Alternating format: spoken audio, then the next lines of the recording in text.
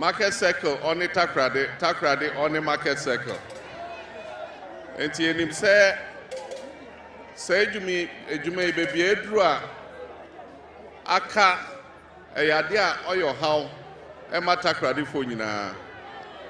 Enti enne yeba se yene ahemfo ne takrade fo nyina be hia ne adamwase ene adepa amoye maaye abatu onim na ansa ne yebekwa kodi se adwuma no na me se e o se me behwe market circle na me ne contractor for no kasa ne nhwe kwan a yebetimi afa so na adwuma no atoado na yetimi awie na takrade fo enya homfa so enti ya behwe ni nyina o ma kyerɛkyerɛ ye bibia mu enti yesa konkran Friday a ebe yene contractor for no any Minister of Finance betnase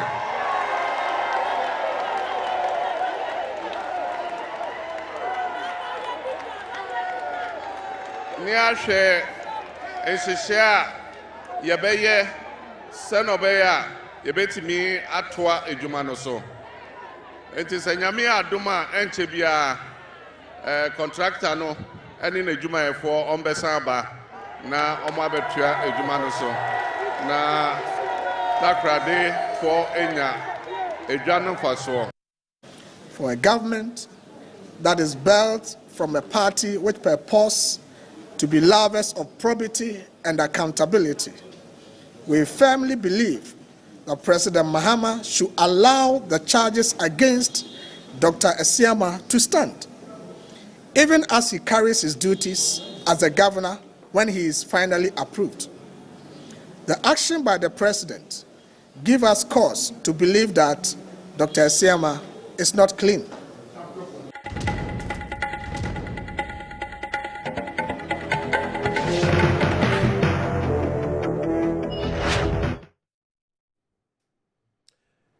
Yeah, amani shemu nyina jo e de ba Kessben television so the punch dwumadi bre and aso ene eye yawada do yawada se anem se transia the punch dwumadi ene de bre office abre kopem se ebebo nondu na ene ye February obejefo bosome no ne da etoso ensia e wa fempim you know ene eduno enom ne 6th of February 2025 ena edwumadi bre wo na ene unim se the punch dwumadi lawyer ohene amankwa Jan ono ena waso dwumadie musa efrebre santinie aye abepim sabre na otwetwe mu no wote se okasa na owie dwumadie no na eyaro hosem so ne Kessben ahwefo edinkra ya ode ne dwumadie enso aba awiye som awasom e wo Kessben media penifo akunini ani ntri nyina manmo piafo na lawyer ohene mankwa Jan radio adwumai ana se sentro adwumai ene no enante achepa afida demu bekai se 1999 2000 na dwuadie kesia sabre no o hyase ya yato ba akodi se hardball ba konso yato de se hit back ewo sabre no Fox FM na oneti adwamu ena menso mebo ni chidom na edufiada na ensam asi na otwenu mu nyina yakane nyina bom na efiada anopa Tibra yeye morning show no there's no morning show on Friday morning that time na yaye hit back major issues making headlines in a week na otidwamu a na menso mebo ni chidom Drew memenda enwumra hardball na ode no so ahye so oni ho a na ma betrekire na me so mo hwe de ma no didi mu a na odi mu free kai fro oba Kessben ha na me so be ka kire ho a fidi enemu a sa na be hia e wo ha nti enanti ya che more than 26 years ago na political show ye no enwumre a lawyer ohene amankwa Jan ene hyase about 26 years ago our Fox FM hardball no be any political show you mere man for your morning show no pon no ono de ba ya kire ansa na radio stations outdoor a ebe nyina TV stations na bi sua sa nwumre we man central for na samanyofo asinkonwa na edijuma nti edjuma pa wa ye no his name will forever be mentioned wherever the gospel will be preached. And until lawyer Ohinaman Kwejan, you will shine well. Say, be our crowd, the oye biano, so young compo in the chi. Now, ye now do in the chi. Now, the oye na so in your pay. Into be a temuha, not just say a juma. When I shall see a yen baby, few be near no. And then, what say Jai Ediato, dear mammy, set me inside and twas on Tiabe. Na the shoe can see an hour at no. The titi muka crack. Na una sire bisi asoma for me de Kofi Appiah Kofi Appiah sabedi akon na ebom chidom ene enyumrefi sabre kobo nondu na ene won sam ka deputy ministerial nominees eba nora udie wo mu ana enipa dumiensa mampani bo omudin no sabo minister of state ba akudi ka ho omi edunan tudu ka nipa aduanan mienu amampani edi ka bo ondin ho a na chese no mampani anya aduonum nsia 56. Okay, so on the for no edusia na be adwuma 60 ministers. They say we ministers and deputy ministers 56. Aka 4 and 9. Now we say 9 no. Why no dey ma omo? Sometimes say we need administration pa dey bo awo ya. We are na the kakrate baby. We be on financial management no. In accounting cry bibi ade say miscellaneous na say bibi kakra de chiri. Say we ya di mampeni wa chepos no we ja 4 bi we chiri. Some young cobasso, betche baby, no. No one say, hey, not so as you cry, Nanka say, come in the cajon, and so, oh, there be any answer next time. If you fall now catch in there, me Jimmy say strategic. Head they are and 9 November. It would the old one, oh, regions now, Brina, say region B, and dear, Asante region, Rabu Judge and Fee, Deputy Minister, Defense, on also Kahom, and the Afro Beneza Tel Labi, on also free Eastern region, Lower Menya Krobo area. On also eka hone afofro samsi ahi bodi for enyom de John Dumelo obi enim say creative art ena omu mampene se wonko Ministry of Food and Agriculture so no webra obeba na agriculture ku adwuma asesa no John Dumelo asate ye farming ye poultry ni ade anya agrokra adwuma be no koye ne ho na wode abo asebe ya so no so ebetumi atumpon so ye hwe deputy minister nominees ya abeya we no ni pa o mampene di omu edi aba ya aka nipa 9 unya 9 no be ka ho a na che say the full complement of his ministers omawie to say omo di abai na me yad me free dwada ekro no vetting committee be trust me say we mo di omo nche wo mo ho because ministers na mo kra wie deputy di no so no o take instructions from his boss nti minim say deputies in there ensa ankoye ntokwa den say de bae no nyamfo Isaac Adongo oi ya ntini din Adongo si adwuma na mampani consider na nipa no bebre ho you be a mampani can say he's going to disappoint a number of people. Okay, say I will disappoint a lot of people. Why? Because Parliament in Kwame 183. Do you the minister 16 in every Parliament still more than 2/3 we ka omunya bi.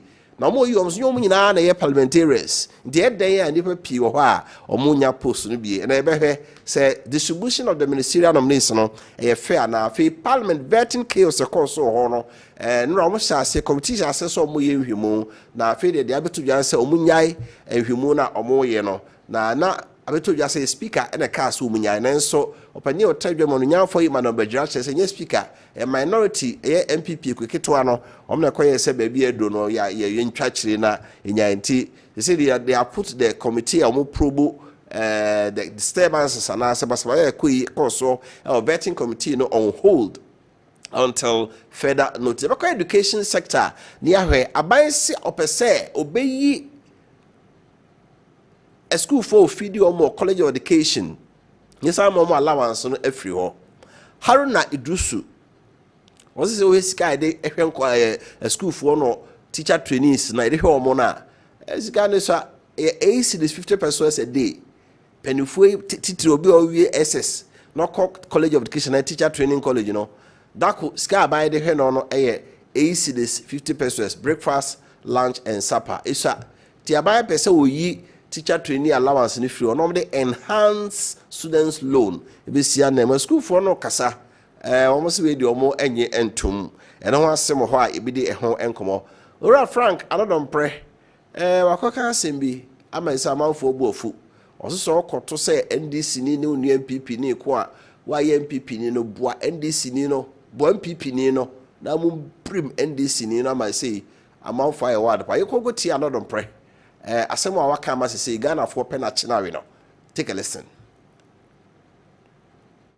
Samri we ni eba beka say primaries na me support we primaries na me support we so we MPP ni mapa na wo koto say MPP 4 and now say MPP ni any NDC ni ekwa boa MPP ni no na yembu NDC ni no kan dia she Kristo enonyam. If the NDC led by Mahama Yariga will not be reasonable, no matter say Ablekumanov, based on all the evidence available, Yewinia, no more margin somebody to trust some, they will continue. They are not going to allow the EC to collect. Asungia dia asunjamu nyebi wa parliament obiem. BBH say Ablekumanov ye win election no. Na ye pese ye hye mo say yen jamu muda. Anopa ewia ahemachi everything and anything permissible by law. Ye free her. The next attack ye call IGP so.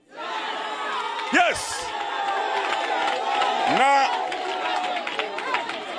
sir, impenifo ebu baby sir, choy. Impenifo ebu baby sir. Sir, bofraso money mamen na. Bentua. And so, all the critical stakeholders, IGP, Electoral Commission, BBRA, ye kosisa ye declare.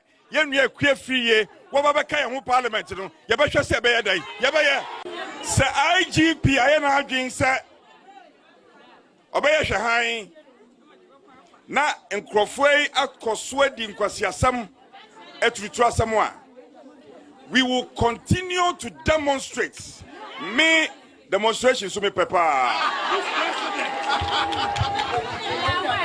and I say me here demonstration a chair and I'm a council do demonstration. Ain't it? So I'm on penny to penny noa. I'm on fire to baby a dapper. Yeah, share Nimusa. We are giving the EC 1 week. 1 week. 1 week, 7 days. The EC must come and declare our candidate as the winner of the Blekuma election. Abusia, enya dia ya babaji bibia tum. Anybody been in the mafiche? Anna, we have to rerun the elections. Ya pese asan to abani biem. NDC for enim gwasia. So why we need election now? Why do you destroy the pink sheet? What say why we need election? Ada inti na mu peja editu electoral materials ni mo. Munjira pintin. Ojankopon ka ye ho.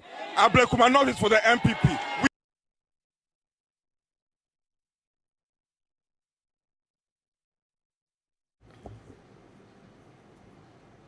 Right, where you for Frank Anodon Prince, what do you Rashabani? You're minority chief whip, Emma NPP 4, Rashabajamu, or no, and I opening car or day and semi, and so to Jawan and Yagiana. Say, so to say MPP Nini NDC ni kwa.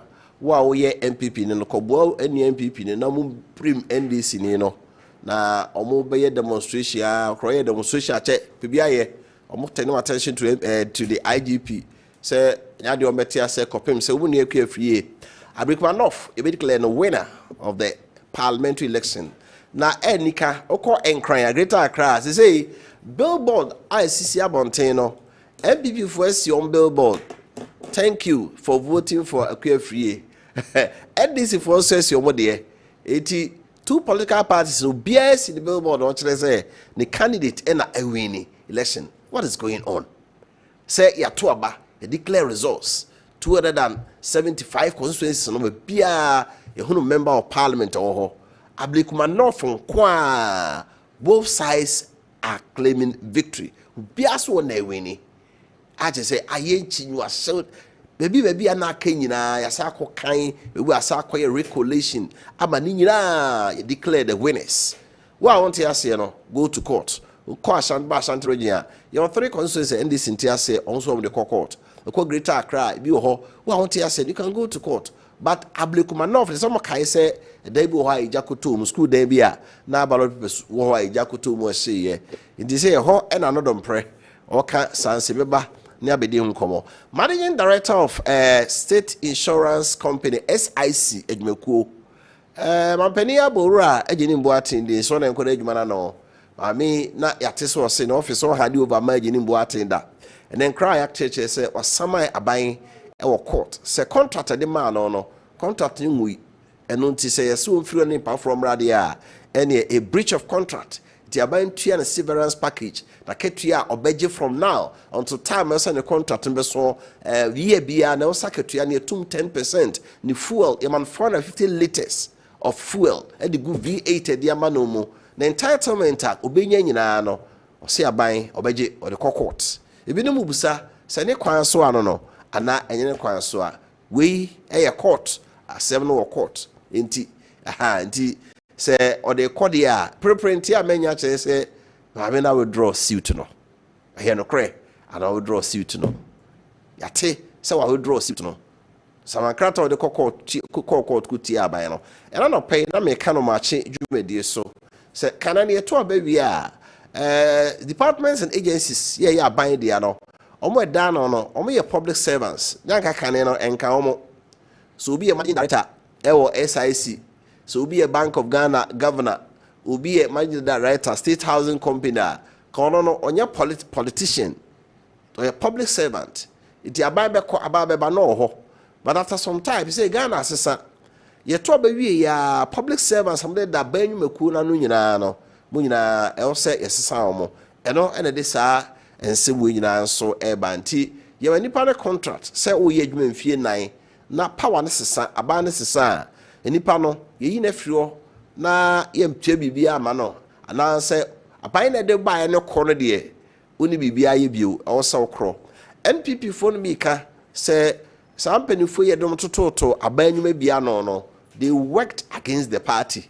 Fe the party necessary power necessary omne NDC abanye bandin komo so ye cry NDC fo na MPP abanye share da ye say ne emu bi nti ba ma ye to aso ye ho nyina hwe ye adwuma mamo nti ehonsem no aye bebre enra minority leader onyamfo afenwuma ken obo MD ba akudin acting MD krabo ndin ka se he ono ye time ye dey acting be ma so ye me na me MPP ni minim de ekoso adwuma ma de mamia metima ye adwuma ni ye power ne sign no afenwuma ken so ate say that acting MD no o ka kire aban ne se hwe me tie nyina me NDC ni o na me ma shada ye isa nti mo me trust so is it true or not we nyina be di ehon enso enkomo ye WhatsApp line is 0551599933 0551599933 no screen so no and some wa bani nyina so bitimi enso ne ye di ehon komo na de woka bia no wo de aba na ebrepem so no ya hwe na ye di ehon so abobo na ye gogotie har na dusu asem no bio abaye nchinyu ahyew ebisi wanka ne saa Ministry cry issue statement so nya sa no person kire we be so che say asem o kan no say aban so obeyi students allowance no teacher to allowance na free ho na omo the students loan enhance students loan abesha na emu na yentie di o kan pa na of but more importantly you raise the issue of student allowances. It will continue subsequent to the education forum, for which I have the pleasure to invite you to come. We'll take some major decisions based on the recommendations, but off-head, there is no way you should be feeding a student at the tertiary level off-head. So we have to work out a transition from the allowance into an enhanced student loan for them to feed themselves. But in the interim, they will still get the allowances. Then just the next very few months going forward, subject to the recommendations of the committee. But I cannot conceive of a student in a higher education institution being fed. We can narrow feeding to basic and to free senior high school, but at the tertiary level, so they will still get enhanced student loans to be able to feed themselves. But in the interim, we will continue with the feeding and then phase out the allowance process, subject to the recommendations of the education forum. So we would do that too, but more importantly. Right. Honorable Harry Dusu, Minister of Education, out in Kano, say, Yentimin Twaso, some penny 4 way or teacher training college, yet the AC the 50 pesos in the video or more. And until see idea, Omba Twaso, name gradually, no, they will phase it out. Now the students and enhance students' loan about Abisia Nemo. Ebe na edi ehon enkomo. Na se ready kan no. Ekua PCS already akon time. We need Kofi Appiah. Benefo ene ye ne omudi dwuma enwumre eye Kwame Etua Patrick. Oye Director of Students Affairs and Election, Ashanti Region, NDC. Sansa Dr. Chairman Edmond Pompipra, also a lecturer, Kumasi Technical University, and also senior member of the NPP. Omajomojawa, Yabeto Mo Enka, na yedi ehonso enkomo. I'm sure say few docs na say appointment by Yanni NCI. You so far, see the no. Doc, Akwaba. Yeah, your microphone, no, mommy. Now, where are they?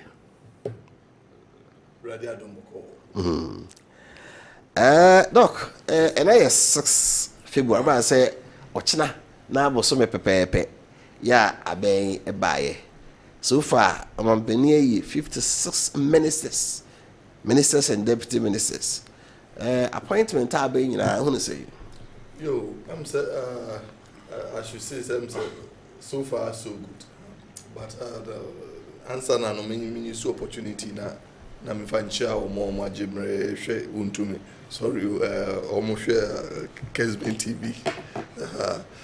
Na abayin change hands. I mean, Yera John Dramani Mahama share Bobby say only beyond 60 ministers. Yeah. Aside that, Osanso ka say obey your mo when you are converting a we within I think 2 weeks. In fact, on teaming the 2 weeks, so but I'll not blame him too much because I mean the Senate Parliament and vetting AC Coil and Crown. I think so 1 month almost is almost done and yet too bad. I'm saying a new government did to intimate for some change. I mean at least previous periods na or they compare now and I'm saying this time Nema Abba. I mean, quicker. I mean, I hope the future government be also the faster. President John Dramani Mahama can say the 2 weeks, no, the 1 month. I hope say transition. 2 weeks and names in the cabinet. Very good. Like I said, 2 weeks, yeah. I'm just hoping say next government be as be beating down to be 2 weeks. Okay. Now and no and also when say governance and static. Sure. Progressive. It is obi bibi na say fair na say yeah na wonso asua na odi enu kra mpo no abroso esa no eno enema impumtuba na by and large no I be very obvious say Yera John Dramani Mahama or champion agenda bi agenda me hu right now say or person or building the party omomudi di kan buy no previous government normally deputies don't know I mean attorney general minister of finance Ablakwa Atoforson John Jinapo omunyina na I think about 90% normally deputies and right now unya no I mean we pigom ultimately say young vibrant guy and no sending indication be say he intends to put the party in a very stronghold. I think saying yeah bad it's good. Secondly, idea back also I mean who say or reward more party loyalty. I'm not party no call opposition or more na or more a year jumano I can see say opushio. Remember a typical example. So financer previous NDC government. Yira now Setepe. Sure. He is also, still around. But opposition, Atu Forson was more vibrant. Yeah. Called cry, and Unyanity, did him, and to reward him, that's the Minister of Finance, Emmanuel. I think say very good. In a very few years, Omo Baba build your own capacity. I believe say we are there also other governments. Yes, compare more time. If you just say MPP will be large, so check. But we no see a coffee be free so or Northern Ireland or Anna or more trap. Ye, you man, mupa knows it. In fact, I know one before be bought about our baby. Or more my year, you man, there to say Mahama Kai or more. And no, not every never. Yes. Doctor, I am very frank. I had 2 years. And Kanya about Bedouin and Kenya say any share almost year Juma to draw no about 80% of almost who year Juma no one because I'll be to my people were sidelined. Sure. I mean, media Adami fees president and I do done Kufado. Now, if said or more my breno or or Mudibi. Yes. And you the do no is in China. New people know Ireland, no the one no about. But these people, were there. And I did back also an fan say, cramp or more Ghana. I say no. Unless ABA related to somebody, Godfather be and I say, Uniobina. Surprisingly, so Encrophobia. Na omo dibiano and they said they work in the chambers of the former government Ekufado. They had juicy positions. Omo ayento omudin da or onim ronem amentia onim onum da on call campaign da. But a nam say or the president here Juma or president president chambers near Kukuru Post near Krono or near Ufurata here Juma president data bank near Kukuru Juicy. I'm saying no, and we na you and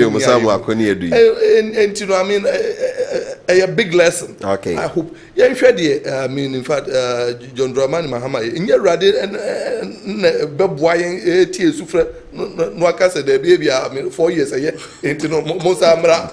Near man that easy. But we hope and pray. But me over the period last 8 years, radio stations, and what I will say, no, and once a period of reward, appointment, John Dramani Mama, dishing out. Patrick, former student of KSC, or also, and I hope so within the next week or so, or also the Beba. Okay. This gentleman has worked hard. In the era of giving, he should also be given. I'm praying seriously. So also the Emra. What original distribution now? Who say? Well.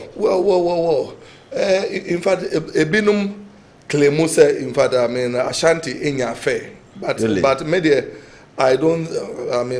Think so. Ashanti over 3 ministers. So the original minister can cry 4. Yes. Yeah. Until 60 distribution within the 16 regions. Now Ashanti region are 4. I think it's fair. Yeah, 4. So my view. One multiply 4 by 16 krana. 60. Yes, sir. In fact, it is on the assumption that Ashanti region population bigger. Also. Okay. But also just suppose or not so sure from his party's point of view. So Ninano and it's a prerogative for no. President or no, decide to me go once on your money in Tia will be there. Maybe I don't see it as a big deal. Okay. Depending on objective or person or achieve at the end of the day. And Crawford officer or more bit me I Juma Buana. Maybe I'm sure. Yeah, may share no one say mandate I dey show monsa no mo okay. Yem person na me buy na excuse e ka wo honum na e ka wo honum adwuma no ye fix it enu nti any MPP dey buy. Okay. Enti when I hear some Crawford say oh and I buy no. Well, once I was happy when President Dramani Mahama said, oh, the challenges are there. they are going to fix it. Okay. That should be the spirit. Okay. Yeah, we are tired of hearing a cow say now PPP. Unim say one Tembia now Utiesona, State of the Nation's address, transition to Munwe. But still you wanted to do the work. And the amount. That is my primary concern. Right. Let us say, Dr. Wofa Kofi Appiah and Watson Kano speaking for the NPP or say, John Mama or Dr. Tromodi and who's almost the end. Well, you wouldn't be Yakupeja near the Pusamano. John Mama, a liberty deputies no more ye, Jumano or Domo room. Etia over. Agava. Of our Johnson. Now, here, dear. Where there be a banner, no tell ya. So, more motiti AB areas in the I see. I to be on foot. Whether now banner, no tell ya, no tell. Tiarenk think in the name was the funny side. I will buy Naba. Till say now now so about Bancrano, which me trust ya Kobunu. Yeah, banner for front there. It's come to crown, you remember 5 lamp with some Ahmadidi and Minidi. They power me, and then not a come crown me, but I said the Tiale, the much was the power. Is it a non article? The Tiale, Saka, by right, Eja, so far, Deputy Ministerial appointments are becoming just a year, we are just 4. The president so be consistent there. I can for so far. I want to say, well, for my Minchia, na Minchia, Mr. Edmond upon paper. Minimum way back school days. It's in a Tamana or Casaba appointment. Maybe no, I am more passionate. No, I am more emotional. I said, Unimuno from those times in opposition. And then Juma, party the back power of you or Chia. Ubian Kaina. The standard. And then the level of quarantine and then choosing the choice of words. So you'll be an education as an standard for man. Can also be used by more hasha. What FN is a pressure group.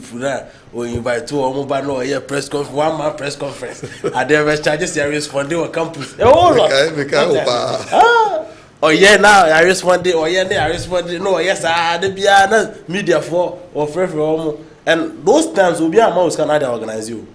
The media for now organize you was on one seeker. 2 years in area. That time na pa for Casan one who be baby yes will be free one when you can know a chop punk not TV so now on the every video. The who will go for movie. Also, your crowd position not affect you. Because Ejuma and I'm from NDC for appointment eBay. A band people need me from no boss or France. Yes. Because only the panel relationship. And even though I am MPP, so I call the panel officer or Margo. Yeah, they as a for jail call scholarship secretariat. Yasub. Oh, I don't know. Hey, Charlie, Mr. Scholarship, hey, Master, I'm party about 8 years. More scholarship, 3 years. So there's a relationship between the political parties a woman. And before no, who will be on free? Was it today? Be allowed to be na we offering. By appointment ever so far. That no, I'm better than I make us offer. One who per your experience in the media news system. You show some time back and ministerial appointment in your mind. What me bo ministerial appointment in be say a 2 away, ebeko. The next week na eba ha say no. Na nka ya confirm ko abin. Because dinner aboboy it was almost more than 90% unya correct. Why? Because na nipa bi yi omo ho certain sector bi such as ranking for no. Say you say po bi at this time my person reset Ghana near Ghana here. Then those people now all criticizing. Now let's give them the opportunity and see. Upon that note, now they all prediction say we be kwa. And to President Mahama appointment now, most of them are predictable, especially the ministerial appointment. You know, with me who at 14, why ranking member on finance all these years or finance minister, you know issues we will be winning that. Any finance minister Jen. Okujotu, why ranking member on foreign affairs all these years issues are all addressing and foreign affairs square Sam George communication all this while in all transits about the communication industry and the sector. Okay, then this is the opportunity, go and make a change, so you can easily predict some of them. So far Michelle who surprises bebree ebi CEO sinibi and I do how tia no busa say eh na we saying but even that odu ani bua na no deputy minister si by na me senior brother Judge and deputy defense minister can be busa gum because we be na woni da so pa gum what I say I know second year as I cast for na omo mo she go om do na no your body na ehun ya na so gum gum apiki what I say deputy defense minister you see it inspires others.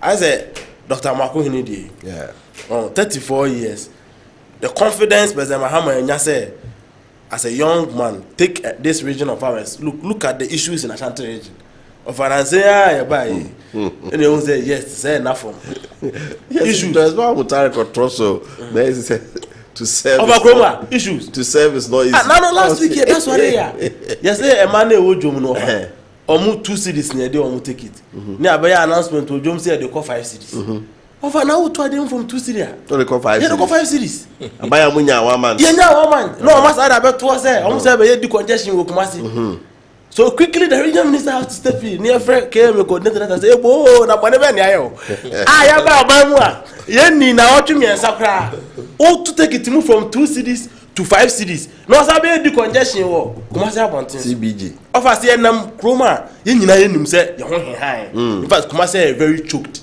but as ye nyina ye ti ase say ye wo emergency situation anything central market na ye tu nipa nyina free ho a ye see yes no offer ye nwie na so say permanent pavement no so nipa be wo kroma o say ye kwan a normal road construction so we do any atro diversion of road pass here baby abekwa kofa de bi atechemu ni ade enti road users ebe struggle I endure to anu abaye ye kwan ni we ni egusu ani nyina ya enjoy the current situation Asante mining the people of Asante region and Tetelu Kumasi ye wo mu ni say ye dwa kese a eno na accommodate chunk of traders no ye yi omu nyina pia ye nya baby amomanko ye yi central market for no we couldn't get another space a bit more accommodate to omu nyina and over 80% of them nipa so ya na pa obedidi and the pavement no so a no betina in as much say ye nyina ye mpene sa no the current situation e wo mu ni de e se adjust ya ho ne tia se so until we were very frank with the KMA coordinating director say massa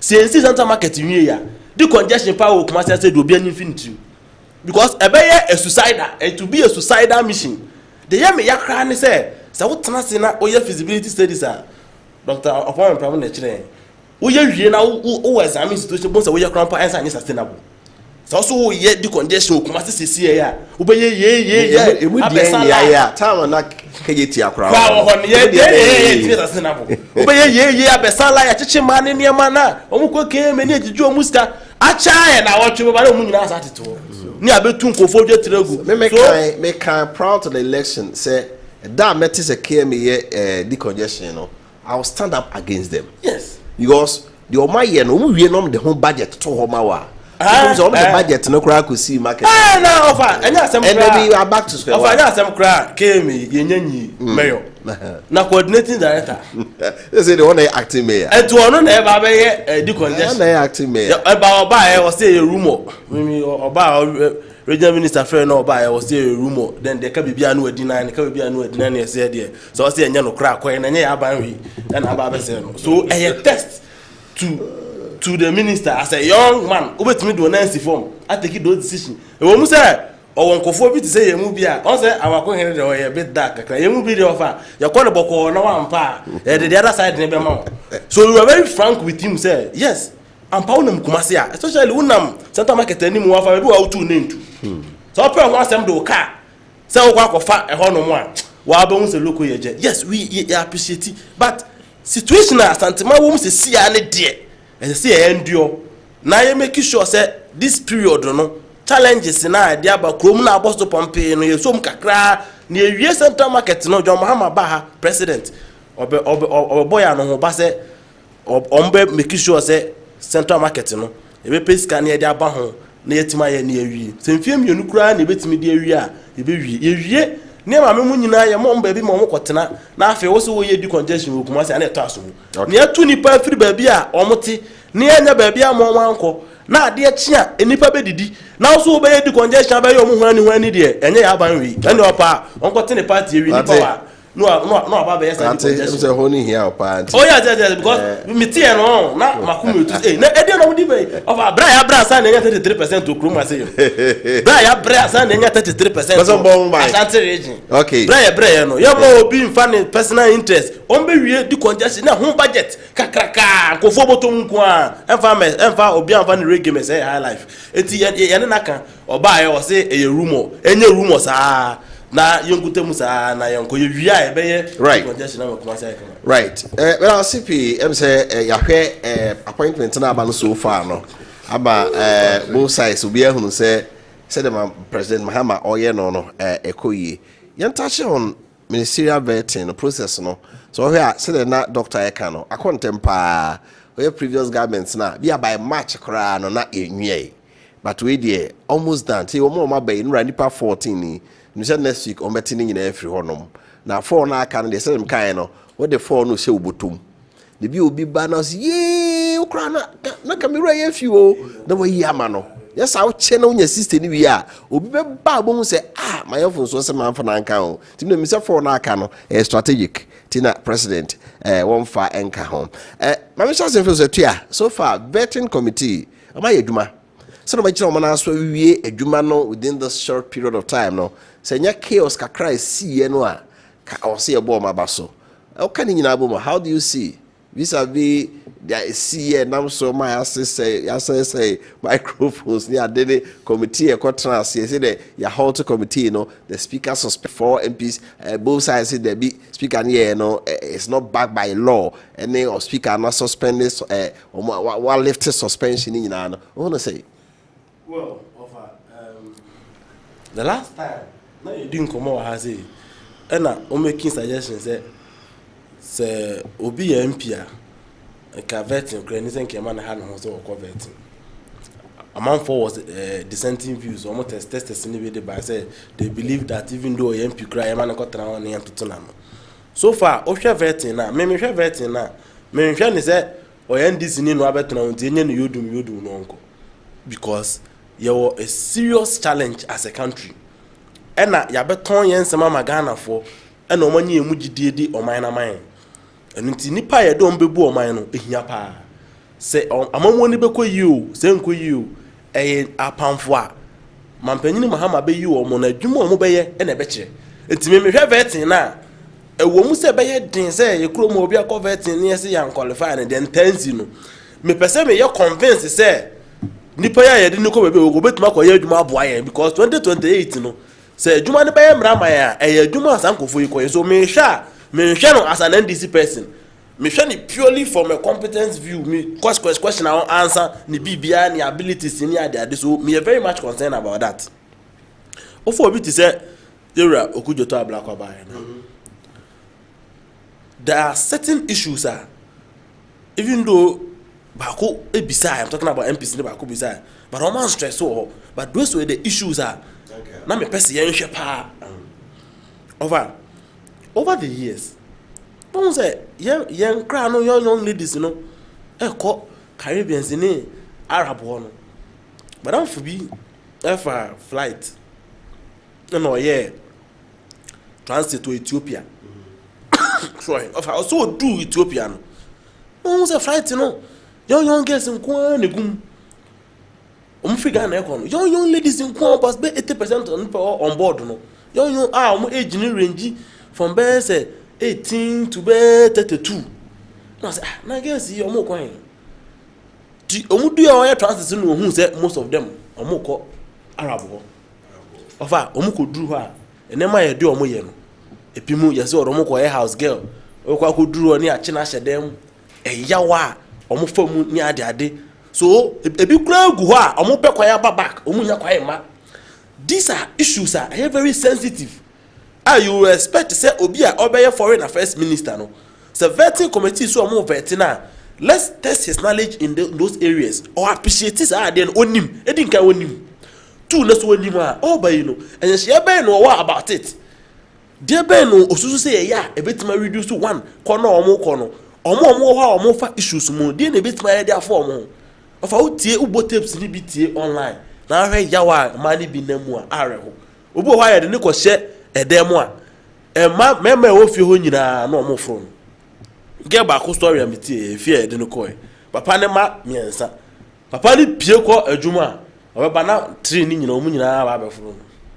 A just get ne kan omo de ade ablanfo di nani na. Okosi you go to a time after na papa na aso so krampo sa be cross no. Ewo. Do omu chiri kra ne se wako dwale na tawo bonu na otwam anaba ko atiam yalla umma otomandi na just watwam wa say no omo cross no. So the kind of pain those ladies ni namu any omo famu no as a country, what are we doing about it? People ne be do wa over. No omo busa no. Ne rent. Ayi fa na wo high dan. O rent no $10 cedis and asa $10. Over. Dollars ne rent. Baby oti. But that's what he has been crusading for. Official information about previous government, that's why he who seeks equity must do equity. Equity nini den. Obi ade bi ayira. What to say obi sike bi ayira, ban sike bi ayira, okojo 25. Is there any suspicion obi abonu kwa adubi? Obi abavetin so obeye foreign affairs minister. Testing ne knowledge e was a sector no. Ne ranka baby oti na otehin airport utia dollars and utia cedis utia sen no ne foreign affairs minister dey no. Sorry if I open. So sometimes the people on the appointment committee must ask questions Ghanaians are expecting from them. Sorry. So whether na dey we nyina bawo. They must ask questions that Ghanaians are expecting from them, like knowledge. Nipa na oho no, ade na oho ne de na okwa akoye. But as a ohwe afenyo marking area honorable. Ni posture. I had to say unie. Ona o expose here o cathedral no no. Ona o expose here ene de nyawo. Yeso so ye ba akofa ho nsamaba. Afi o start ya afenyo marking so okude tutu ko yi ba so orun to kra wa to government land e wo hono na afi na otwitwi break ko nachi. So why adena ye reduce vetting no to a justification of certain issues as a you person pushing the man ka say asumnya na kan me boa o hwe as a ekofo bi fi say wo ene ye nya ye ba be kire no, it is about adwuma na akwakoye no so owonim de fa ho obetimi aye no nyina ya assess no fairly ni enka say nipa smesi ko wait my there are erikopoku ko vetting yet why ye hwe no at least obi o tie kire hwe bi ehun say papa ya ye de na ba Greek yi e ba kuayo ne ho ne ma o hu nim de oye ya ma fe vetting for na omo ba so mba be scrutinize no they have to admit and say wa ben pa. So it gives confidence to Ghanaians to say ya Greek sector na ya complain over the years no. This is somebody what display to us say enough knowledge ya man supporter obetimi e dey say biaba. Those were the things we expect the vetting say beba no fa, but the basa ye buy say ya vetting na ya kire say ne ya be vetting Dr. Pompepra, ya be vetting Kwame Otia, ya be vetting Wofa Kofi Appiah. Enti vetting committee ni ba setting ne no omu nyina anim say nipa miansa na be vetting wo. So as a some money massage that we wait ma vetting omu nyina afenyo marking kwati meet na people akofo 2 hours. 2 hours not home. And I offer say why a vet na per experience o question say san na person otwini pani mu ade o ye ne say asema obeka na adigina so busa enti ya vet sa no me hwe vet na do say jipe afenyo marking obusa question na for better 30 minutes that kan nyina nipa ne answer question oga say my wife takes care of me. But that's what lawyers do. I say, who is your wife? Lawyers. Or your cross examination. Now, cross examination. Vetting cross examination. Yeah, it's a cross examination in a way. Who is your wife? Now, say your wife take care of you. My wife is an industrial wife. I know a giant question. So, what question will be say? I know a giant. No about. So, who is your wife? Then, can you tell me so? Only question be obusebium. So e pass a waste of time. Nti o drag time na lese. O wie na nipa mienu omo nyina so firi we be mo ba mo tie kire twen. Now say ye invite bi mo omo nkwa. That is what resulted into that. Again, from the beginning of the vetting, Parliament for ntimi kan kire say no omo nim say so more time. I was so surprised to hear say after saying incident this year, and some of them say, oh, be bad. Yeah, man, the time, maximum of this, minimum of that. From the beginning of the vetting, you should agree. Say, oh, say nipa ne ba. Yache when people go cry home. Maybe 3 hours, maybe 4 hours. We should have that agreement. Say minimum, say maximum. But oh, not just a chaos. See, and some of them are there. I think that right. Right, but that's it. Kwame Tia Patrick, I don't know. I call Dr. Edmond Pomipra. Doc, who saying so far Parliament vetting committee name matters arising? Yo, very interesting times. Very interesting times.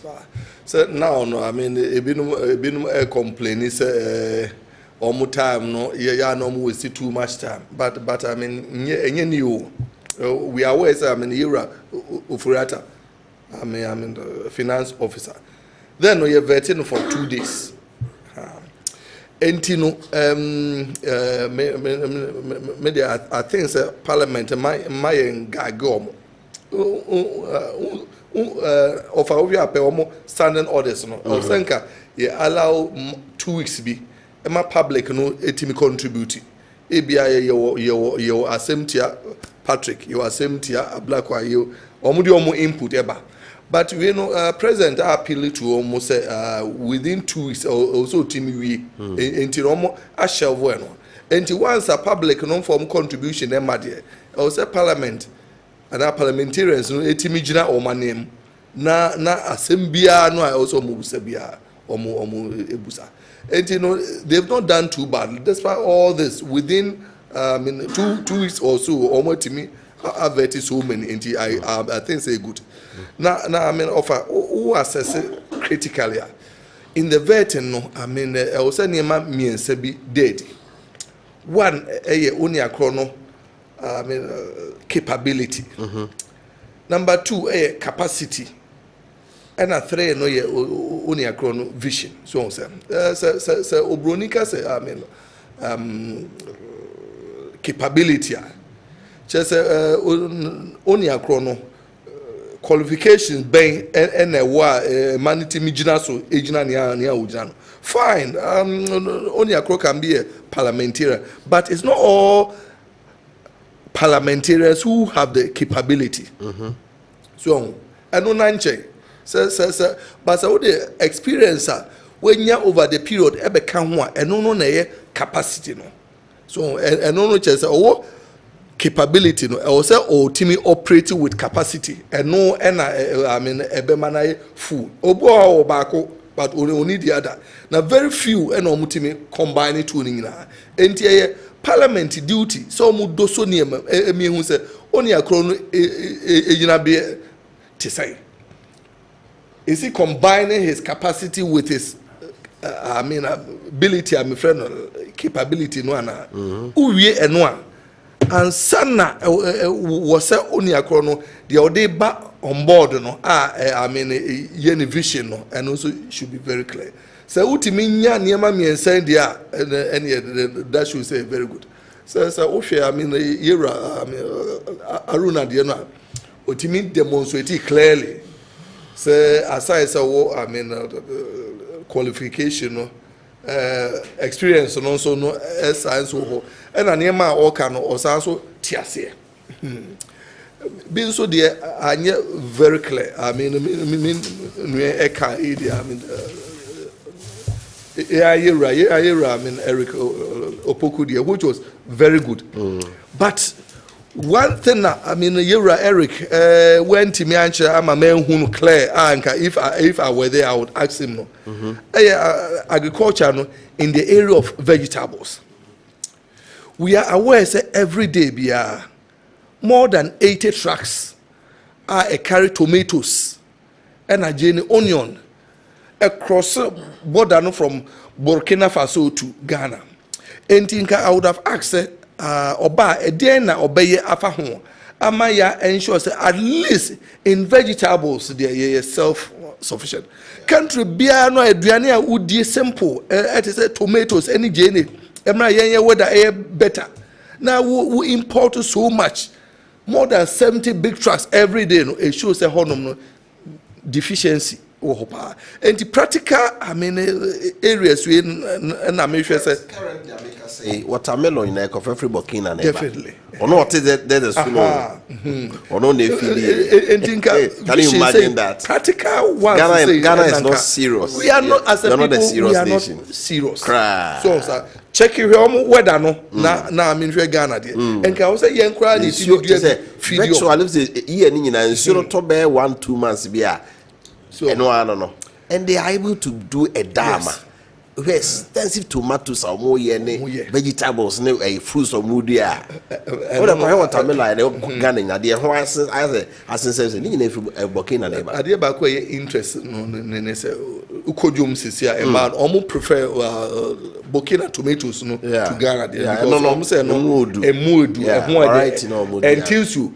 Na research and such say almost be far that variety no every Ghana has a research institute and call breeding and team aye drew no and as a people what are we doing and these are the practical things that I wanted to be on earth a bit to me I'm fine but I will see Senka going forward identify challenges what that area musum we are practical enu se wonko 4 years no na about 80 and more trucks every day no na reduce to 40 anasa na netia anasa aye more what is the production in Ghana now at the end of 2 years again na yenhwe enti etimi pini omutu that I know na ebetimi amia measure but what I saw is they are doing very well but often measurement no in any one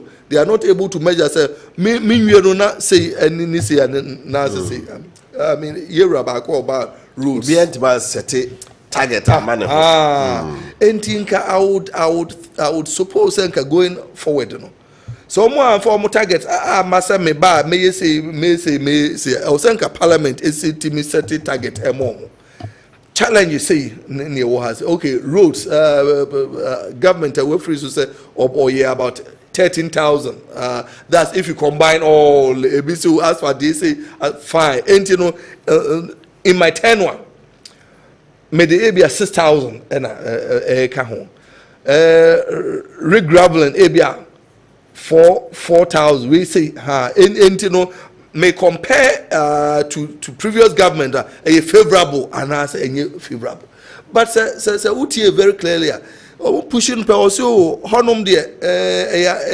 I just a finance and a bit much because the funds will be coming from the Ministry of Finance.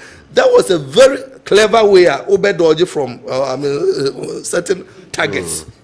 So because there was one also dodging from Akando. I notice here about how to solve the problem of unemployed nurses. Now I said okay. Now me expect to say obey me policy be abide beba. Also nurses omu here other countries yeah Ghana na train no mo buso no munye adwumanye. Nti ko betwa me ehunu se bia one abide no won hye bi di nkomo na countries a here nurses no say the Cuba for export doctors no kai be bisa ibusa no see you think outside the box but thinking outside the box exactly what we think so these are some of the things we are more clear policy direction what ministers ni bia for instance people impress me back up to very honest with you John Jinapo you could see say only be a cost of energy sector no and it was able to tell you everything. Not just be the ranking, but not so fast. No, ultimate figure way say percentage say we say ne koha. Enti ni nyina onim to see from so wade we ye say betua to kro we ye say betua we. These are some of the me hunu nipa ne calibers oh bia pampani na to no. Bet ni ana nya say obetuma ye nko a. Obo anim so betuma minister. But what tell them the sector na head na ekono de ke bia ye man sector fufuro bia will have done better. The better than the same ma we nyina dey e ba bonten. Di doctor so. Enti no I will say so enti going forward no nominees no omo empija omo. So I can see say yana bebre no omo assume say oh I mean say the president maybe I mean, your majority can see it. Me there or mobile. I mean, approve me. And as well as president, so you one can say be a wo target in this first year, also drew a second year. Into what I see, and they say, oh my, relax, kaka. Or any oh my, relax, baby. Oh, yeah, relax, they are semato. Because president will nipa bebre or more appointment be. Yes, I'm telling you, so within the next 2 years, I have bebre because. But I mean, so so offer. Ye no Emma enter for 2 years. Enu say yampa mono Emma new person. Na I mean what say near. So but now do maybe 8 years. Masa enunti na ye. Sesemu and the autumn there on my ya change any new yamam and the money money. Now in fact last one no memra I mean eka afenyo area home. What I see no say who say who we nyina only across capacity, capability, abilities, no vision nyina we. I also pass the integrity test. So, intermediate, I see say na odwele I mean integrity test no pa. I no show say I mean only has he got morals. Secondly, even crown or ye ethical. So say nye mani nyina na odi legality ebeko but ethics there I say run it through. Example, ya na opushi area say only akro no tria tax. And I say, I mean, so we will be a good citizen. We be about the and I say, we campaign operating. We be a politician there. He should start ringing in your ears a tax on where to and I say, won't try. Because I want to say, one went to improve, or title, no, I mean, honorable Nudimu. So, number one. A bit more horn ma or more honorable no enim crack or edino eldan so kwa but or double intense onwe ordinance album na I mean oko and no na ya na I mean I see say afenyo ya na odwele on horn pa because ultimi nya no ne akropa say integrity test no pe ube unse ne aka no nyina enam so and I yen so ana emma no emomo confidence no I mean, Abia Bontia or Mubusa say, in fact, I mean, black one near Busa and say, tenancy agreement. Also, tenancy agreement that Uhundi that and is I mean, landlords traveled. So, Osha say, quote that angle pen said, no. What is he trying to hide? And I say, if you can hide this, what else can you not hide? So fine. Na so be a udi I mean ora nim udi abonte na I mean camera duechi very good. But answer na no I say wa ufie so no settle your house in I mean order seriously. And you know I think say yeah allow so but yen guide I mean me de be mo no and say omo en set clear KPIs omo nya man yen set clear I mean the KPIs e mo na omo empeja omo na yen timi measure after 1 year near from say emra obo avert who can say within 4 years say now be do na first year no where have you reached me momo trust ya nipa ba ko trust for 4 years enti no obese ne ma na I mean susuru. Okay. I don't think so. When I say, I was your forfeit now, Kessben television, so the punch. You may do a day everywhere, multi TV decoder, and so DSTV channel 364, Gold TV channel 12, and Facebook Live baby. I have a message in the Kakra now for YNTC education and mu na yenko yenim. This one is coming from teacher Eric Manso Watreso, Eke will be here sika. All MPP NDC members are Ghanaian, so there's no need to fight, but rather for fair play and peaceful atmosphere at Ablikuma. There should be re-election. Okay. Yes, I'm going to Abanibio. About to be pa. Going to be a fully support on another prayer. If EC refuses the declaration, Alex Ousu from Cote d'Ivoire. This one is coming from Anas Mamponten Kwabre East. I wonder, wonder shall never end, and yet the teacher training allowance is not cancelled. It's a propaganda from the NPP. Communicators, it's not cancelled and it's never cancelled, yes.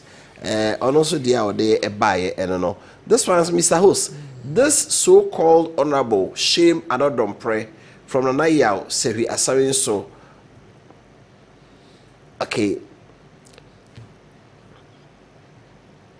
So message, keep it short and clean in your content. Harun Radusu is a direct beneficiary of free education. Harun Radusu, after his free tertiary education, called the subsequent students to pay fees at the tertiary level. Kekusi ejoso besiase na wodi way a free a buyer. Sir Paul from Numpasi GHSB, the outgone NPP government was a listening government in the affairs for years, but the second term was something else. The NDC should make sure not to repeat the deafness of government system. Getting to my wife, who is the Boating of Adamomase. Okay, Mr. Good evening, Mr. Appiah. I like your presentation. In fact, please, less ink goes into the message to the IGP. Please, if police personnel in the voter region, is the police personnel in voter region different from that of the central region? Because this illegal extortion from drivers is not in the voter region. Police personnel come to the central region, especially Kaswa to Bojuase, and Bojuase to Swedru, it's like market tool. Just today, from Kaswa to Bojuase, 4 police joints, and every joint the driver has to pay 5 cedis.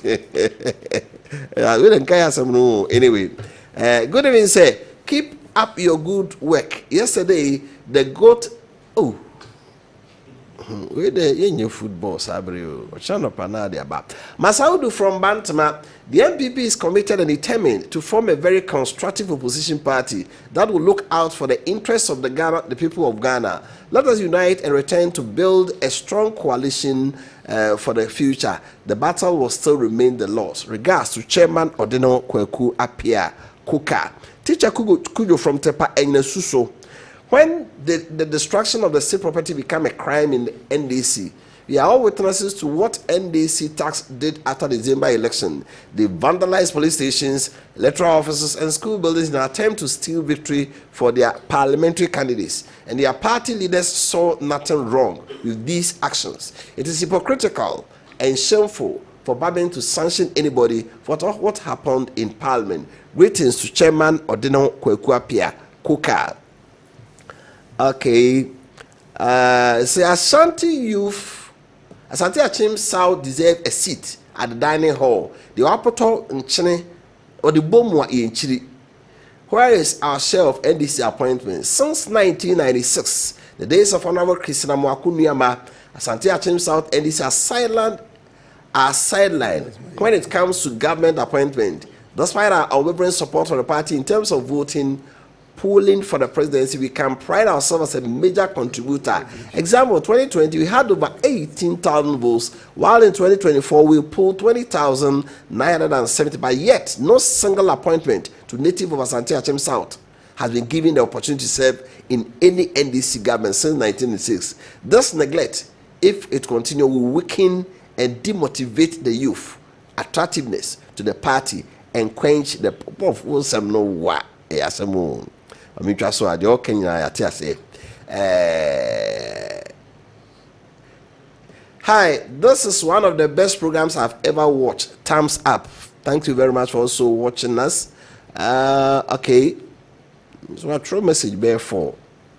Good evening, sir. Watching live from Wenchi. President Jomama promised to form the youngest ever cabinet, leanest and efficient government under the Fourth Republic. Yes, he has delivered. This is a testament to President John Mahama's abiding belief in the young people of Ghana. I pray that the young people that President John Mahama have trusted and invited to join him on board in building a Ghana we all want together will not and should not disappoint. From citizen K. Ima Wenchi, and I would free a buy. Okay. You throw message back and tron. Okay. Please tell the NDC rep who is arrogant that we lie the question that the minority leader asked them. When Okujeto Ablakwa is coming out lies with people, he was happy. That helped us to know how credible the person is. NDC members used 2 days to vet former Finance Minister Furata. So tell that NDC rep to shut up. Bright from Takwa. After practicing this democracy for 32 years, nothing shows that we are growing. If care is not taken, a time will come that a form of government we don't like and don't want to mention will emerge. The MPP have initial comments wasn't good. The MPP man's initial comment wasn't good for his party regards to this night program and question you asked him. Kwame from Takwa. I'm surprised this NDC man need water, Mr. Hus. He's coming because he's defending the indefensible. So stop defending Ablakwa. How can a normal and honorable member, for that matter, rent a house for 8 years? Give us a break. A Jawusu from Wenchi. Good evening, Wofa. Good evening, Wofa. Why Kwame Appiah is zeroing his discussion on Kuyita Ablakwa and not others? Ablakwa over the years is trying to prove the whole world that is holier than thou. Is it not important for the whole world to see the true character of this guy who sees the success of anyone as a loot and calls the person criminal? Non-affinio marking has really helped Ghanaians to know how hypocritical Kuyito is. He should submit himself to OSP immediately. And I'm walking from says Wofa Kofi, you need appointment from president because I listened to you from your days at Fox FM. So if I am a minister of FM stations, it's good though.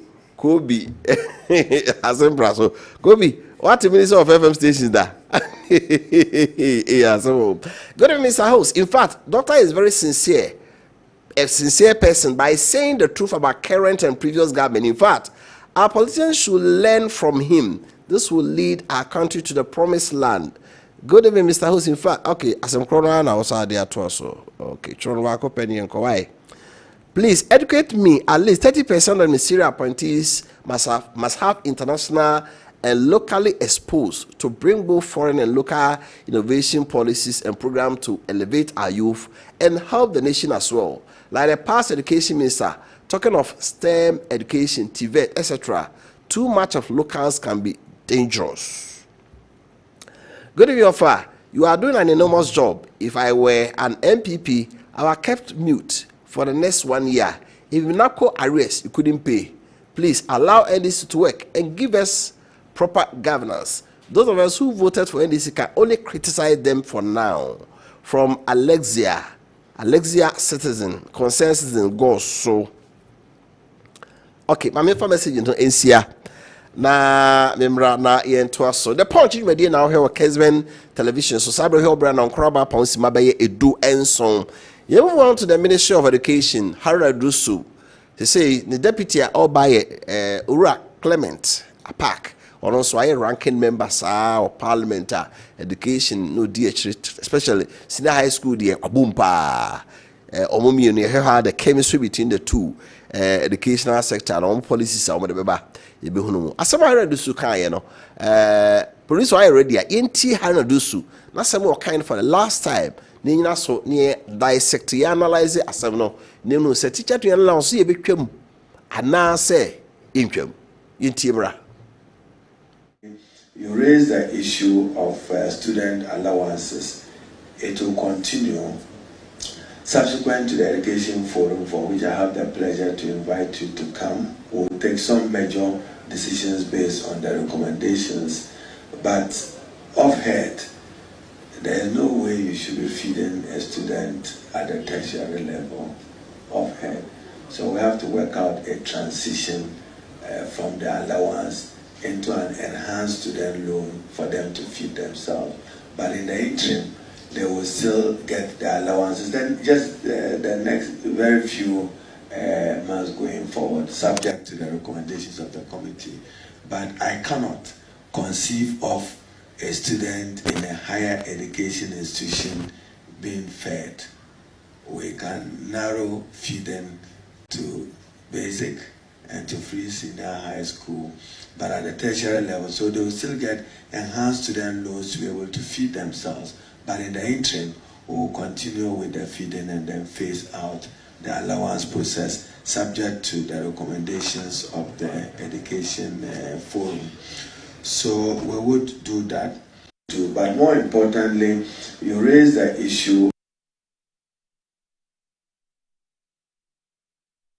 Sahara do so kaye. Also, this guy the feed you it is woefully inadequate. It's 8 cedis, 50 pesos, breakfast, lunch, supper. Sikadon so. Until by the enhanced students loan scheme beba, subject to the report education committee, a review committee in the beba. It is for now the over to also feed you more. Now enhanced loan scheme the bar. Now you face out the allowance. Doc, is it an indication? Say teacher training allowance, at long last it will go. Wofa, so uti in the year. Near Opachia no and say almost adwene home. Because the okay in you say we are honman oka. So honman oka they are and say spontaneous. But we they are premeditated. Premeditated no is idea ya adwene see that. Say see ye die yen to asuntua. Nemom ye hwese ye be yi afri honum. And me babe educational forum na recommendations a free educational forum no ebe na ma implement and you say educational forum no ebe ka che no say teacher training allowance no yentwem na no amano simpi so agina so de atwem. That is very, very clear. And or try say obe play no in the middle but above very clear say or say uti or say but off head. It is a different on one adrenaline. Say, oh, who are the entire young course in feeding a teacher for tertiary level. And near obey no, and it's obey council no. Name or pay bibia a bebuana mana council. So say, well, open say, oh, yeah, dear. Name open Ninasoka cra, no, cause ye education forum, and education for or more mistake holders in but. Washa say so seed no we dua bibia or expected sad no emfifi no muntimi enyina so. Well so all the compare we all the compare MPP in all the difficulties COVID Russia Ukraine MPP stood steadfast. Say teacher training allowance or betua until MPP exited. But if it is a policy of this government, say or teacher training allowance more, okay, Ghanaian no, and also Ghanaian no judge say we yemaye, and I say yemaye. Now also ye and no free or the enhanced student loan, or purchase a loan or honma ubeti maji tuya, and who hears or no on physical no only free. Or say why should we feed grown-ups and then adults? Or party say papa penny about you say kuha woma and you know na or baby feed you school. So and sa no mo pa don't hide. So there no be bold. Come out clearly and say a free neko pam no chanu ye twem. Say Yera Haruna say uti vet no. Okay say admission fee say government try about 340 million cedis. Yeah, the Ebabetuya admission fee because it was part of their manifesto. And almost as an idea no one also because schools are baby oh dear enkoso. Now the right time no government ever refine their mom.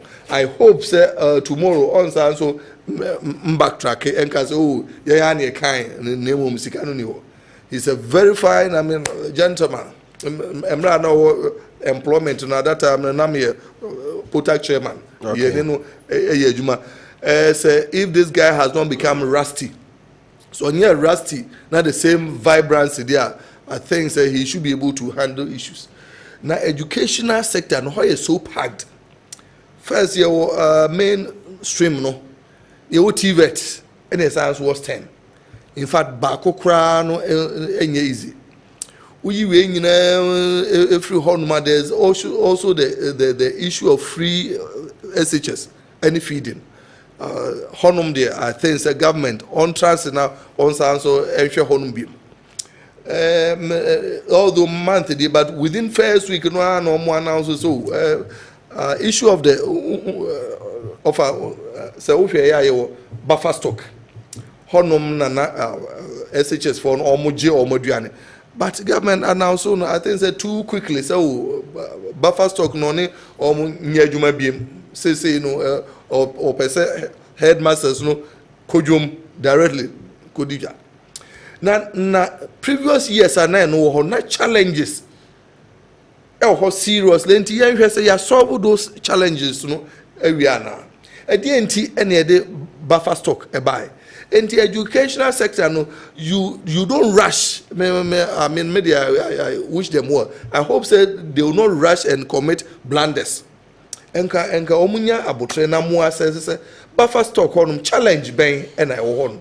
Can it be resolved? Because olden days, no, ube huna bars 10 back na ebi I mean bez and quantum and as a headmaster and quantum ukojum.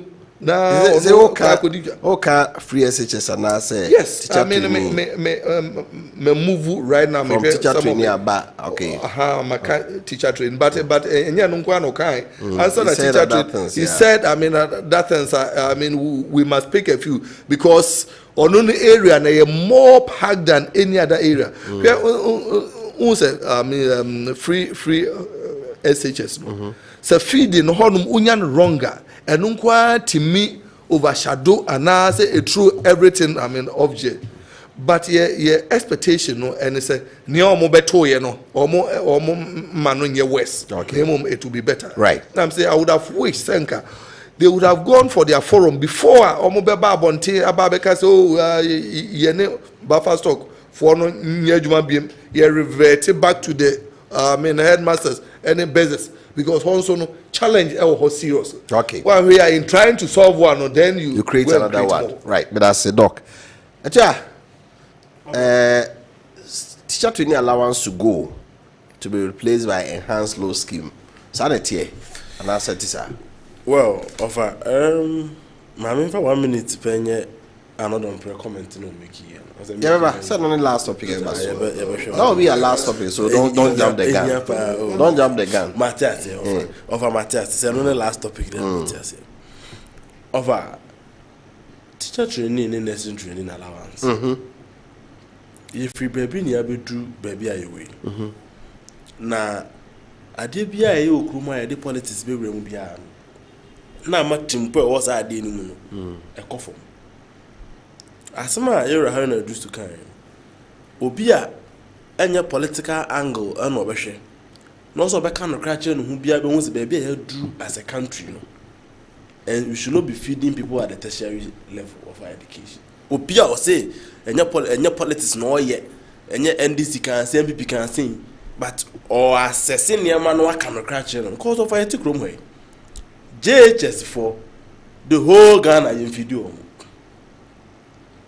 Ye feedi from KG na besti primary 6 ah ne abojets atra ne akofidi SS adu ma dwen won sa mentiase say JHS no omunyina aye day government ni omunyina aye day and na by primary for na mo school feeding no omunyina nyi day okay me omo ka SS ni edie be ne ma akra o JHS unqualified see man aduani di but do what SHS there or qualified see man aduani there is that school ho try what is the offer ayo politics say nya politics ah create mu JSS for nyina yin video but ye feed SHS for enti JSS ni SHS ni why na yakra why na SSS yakra and why na SNK ye man aduani di the honors yes ono kwa be few but the SS ni ono the school mu ho nti kaso no an ye feed na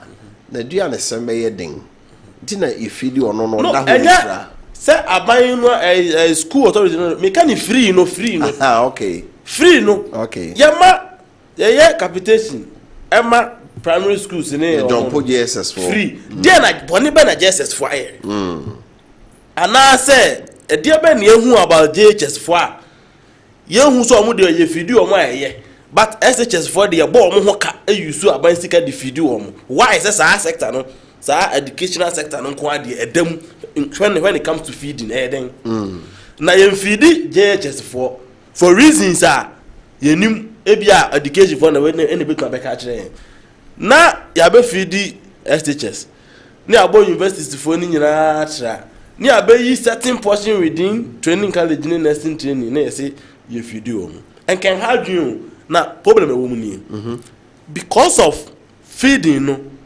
any allowances mama touch on allowances ni nti abai emma quota as to the number of students I betimi afa okay because abai no hwe ne budget no ahwe say afi budget ya ye sika sen na ye betimi a spend on allowance okay you divide it by saying ya any essentially for can betimi afa school 4,000 but abai no hwe ne sika sen a ye betima accommodate 200 and for 200 ebia west school obetuma fa school 4,005 but because of my allowance na ebetu anything no fa 150 so the number of trainees teacher trainees na students na omukon ye their purchase government capacity to pay the allowance and say nipa 6,000 eto forms some person omukon West College of Education allowance nti ni ye fa 300 ni ye fa 200 enye school ni any capacity ni se nko de be fa and yes, infrastructure in school more. Yes, I just phone in school more.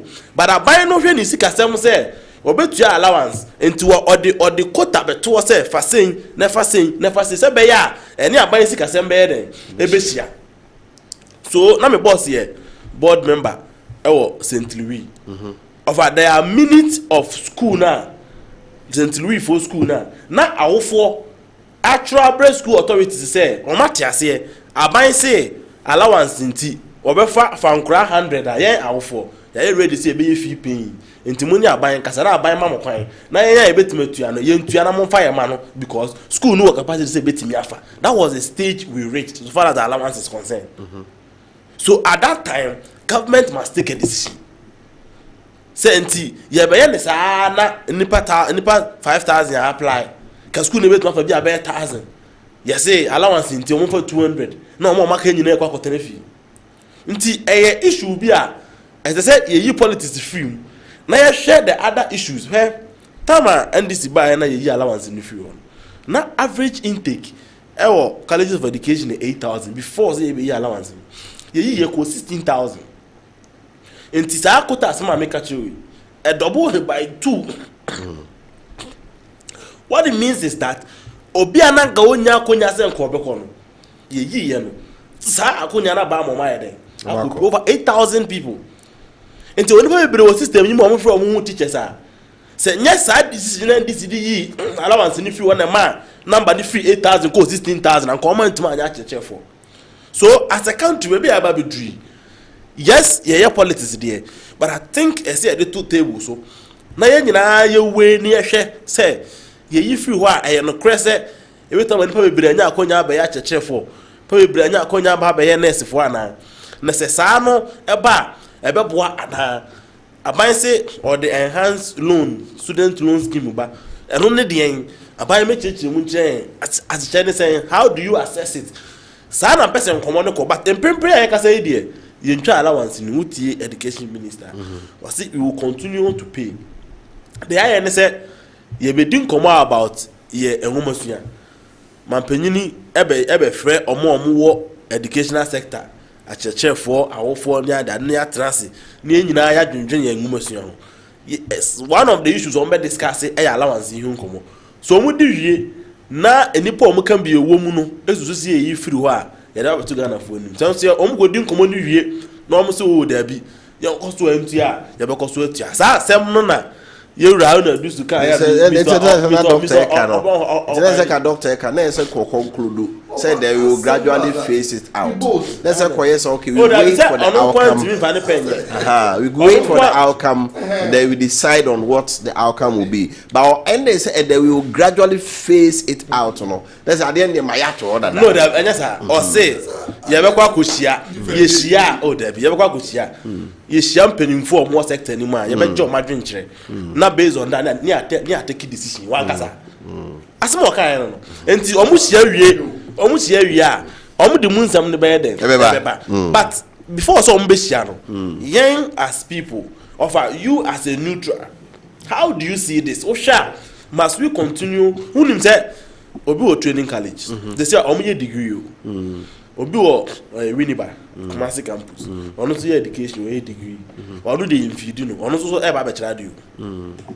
Obi or Cape Coast or education. Because so call university on the infeed no. But the one has said you feed no. So even feeding na nkasa. So also wo ye dey na Ocheche ni bia, cheche ni oko Cape Coast. No, the difference when they said the oko Winneba na Cape Coast no. Ono no owia o ma basic. So, more college education, yeah, basic education or monoba. It's a one critical area. Yeah, so called to a same class. And basic in the attractive area.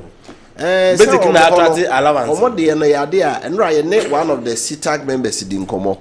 Now, Chichimo mind, she said, a area, I said that restrictive. So, we are at the hour for ye. It is a yeah, say all other teachers could say alone, yeah. And bet me a cocaine resi. No fixes. We have to see the number say, which radia, no as my diploma in education. A sandwich course, no, we.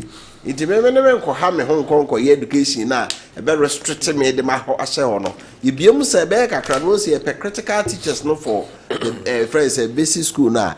A bed doc, your quick reaction. I mean, na no akwa financial issue says ade no ubenye sika etuom ka na se unya and say government na assess ehun say unya sika ontimi ntua obia policies enko say ne or the two just say policy ba ko say licensure exams obetwam ka no plan say o ade no madwe ho sika me di shem no mintimi enti say ne me ka no I mean previously no and the abia mama be 2 years after 2 years no me fine obia ne eni but how they wada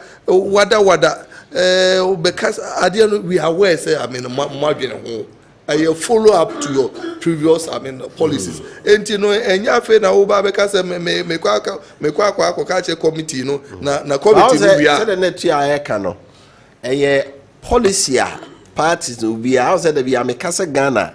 I did higher power say or critical areas be or he said that form a broader committee on Bekinamo money as I hear partisan committee. Send people no power. Committee in a day or the bar, a MPP for drink. Send this no power. Committee dom the bar, a NDC for drink. Tipa necessary no SI pay not the NSC. Because NDC has always maintained the 2 year can say. Instead of capping it, say allowance inti you be fa kakra bi the abansa so no. Why don't you open no be anko? That's has been the policy. No be anko we are in nipa bebre. And about just say there be nipa bi won so mo ye mobro struggle for a ubiem say allowance bi anim sa ho no mo no fa no mutimi bus system no munti no. On say the 2016 election no. That time no mo the train this year so pa o. Yeah. Yes. It is here no. They say minister na see a committee or more year report. Meaning say students body no beba. Teachers body no beba e beba. Ti omo ti omo nyina no bo say you betim the college education na kwaka traditional university ni nyina so afa dey because mind you kola omo je 400 cedis. 400 mu na feeding no. Yet feeding no free mu a e come say 120 125. Na boss me we nya o. But oya day away 400 no omoje na say 8 months or so o say nye month bia na onya month amotifie ne yetini nyina afim no onya 8 months out school no 48 is 32 3,200 because students loan na it range from 1,500 to 3,000 3,200 na oje no untua we na okoje no so oje 3,000 a e de beto 4 years abe we university no ye compounding interest kopem so benya adwuma ya be start etua e do hwe ni me no a ye dan ya the oje allowance no say tekukura owi a untua but you are not here that's the difference between the two me ankasa asem we on say we are trying to say about discussing on apolitical yeah but you say the politics there time na ye campaign Alhaji Mahmood ba Kintampo eko Kintampo school bi nursing training and oko as usual the campaign yeah the nursing training allowances aba okan we ya na aba ya peja na say no say ebo me third year na mo mu aka na watch mienu na macho me final paper me ba school me nyi bi da into of say allowance ni nyina na say ye ano keke e na ebe ye de a nkan dis bet ma ye bi o that's ability to pay so wo de wa no ebe ka say me de allowance aba no obi be go school from first year to the final year aka na watch mienu na macho ne final paper on day 1 month krada I don't think can this bet ma ye bi but then this in this we want to be honest to Ghanaians. Very good. And niema Ghana for ehunu say yen for ya no keke enka say ye allowance na 3 years. That be na can you imagine say oh abaya wa ba also wo the allowance abre nursing for. No obi akọ school first year, second year, third year. 1 month to cry of our ni bita or be real school nako. So if that is all about implementation of allowance there, can you say bet me the annual can say oh you bet you na can so 3 years ni empty 1 month to cry. Obi a school obi a school tifie nurses for be brave tifie abai do mo ka allowances ebi mu abai do mo ka 18 months ebi mu 15 months yentua enti sa ade na ye dada ye ho na bibia kire say government any sa capacity need to pay but politics any asema ye bekanti ye de dada ye ho ne ye no is it anu ne ade e pese pa enti asema o kan ye very important capacity to pay politicians wo ye can pay mo kan SMP but it do it here na so academic facility come out and say we are and also say the whole oh yes I know there ye can say enkra omuko school omo admission fee government to absorb unfortunately for us time admissions ne buy na enkra no school na buy no crampo inya cramp for 2 million so akoye to say awofo binum atua and ya sure almost say you put it away ya de na within our first budget we allocate money to clear that nti ano there obi a watua bia no oto wa no wa turo go say John mama do ka oba be tell office amount omo first year omakotua omo fees nyina no ye assure almost say in our first budget we will make allocation for that money no then they will decide say ye de betua amount and ye de be for second year fee and whatever they will make a decision on but that money there I know there we still stand by our promise say right first year admission that's the punch media now here on Kessben television so when you have multi TV decoder and so yes with DSTV channel 364 Go TV channel 121 Facebook live or so my message kakra na fe you may hear another pray e dey na ye nto so in fact hey is it true that oh okay yes Sam George and Kujana Braka think that they are gods and think all powers are with them. That arrogant Sam George and Kujana Braka think the world power are with them. Okay. Good evening, Mr. Host. Please tell Patrick Appiah that I watch him from afar and I take some inspiration from his submissions a lot. I want him to build me up to come to the mainstream. Kindly give him my contact information to make a schedule me to meet me in the name of God. Chai, Appiah, onya mentee o, onya mentee. Good evening, Wofa. Appiah onyanya apostle, masa. Good evening, Wofa. Please, I know this is not part of the discussion, but it always baffles me, but still not gotten answer to this question. I hope I will get answer from you. My question is, if a president-elect dies prior to his or her swearing in, what happens per our constitution? Or say, I beg, let your lawyers help me. It's always bad. But we a lacuna, a constitution. Constitution making provision be say president ya to obey you know na owua yenyan swear in no I was send the vice president and take over and I say yenya tum yenya mfa manunti yemfa yensa nkoto ababio e lacuna to krobi da ho I say they see parliament and adjono 2020 election no that time at 12 midnight president then the vice na to me aso the second within 1 hour no he speaker na speaker act confirm say dey be chia no pa you be swearing the president and the vice but omo press one na jo 12 na ma e gba ahomache be 5 e ko bo 6 ansa na omotimi speaker this period no you be see men mu a why na the commander in chief our minor to me national and sa the Constitutional Review Committee no for now the Constitution is very silent on who takes over if a president-elect dies before his swearing in. I think that to me a very good answer.